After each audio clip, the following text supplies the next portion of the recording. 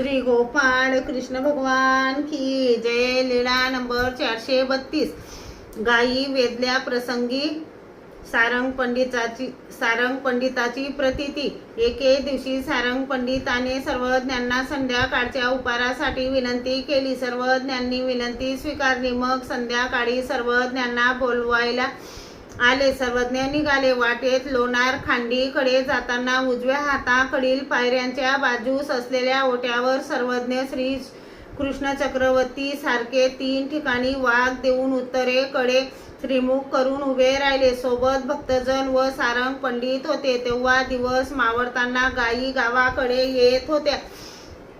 गायींनी सर्वज्ञांना पाहिले आणि त्या वेदल्या। डोळे विस्पारून व कान टवकारून शांत उभ्या राहिल्या। सर्वज्ञांची श्रीमूर्ती पाहू लागल्या। सर्वज्ञांनी विचारले, पांड्या, या गायी उभ्या राहून काय पाहतात? जी द्वापार युगात श्रीकृष्ण चक्रवर्तींची श्रीमूर्ती पाहून समाधान पावल्या नाहीत, त्या आता श्रीमूर्ती पाहून समाधान पावत आहेत। सर्वज्ञ म्हणाले, काय पांड्या, कर्तृत्व करीत आहात नाही, जी यथार्थच आहे। मग सर्वज्ञ आवाराकडे गेले। एकाच्या मताने सारंग पंडिताच्या आवाराकडून येताना गायी वेदल्या। मग ढोरेश्वराच्या देवळाकडे गेले। श्री गोपाळ कृष्ण भगवान की जय।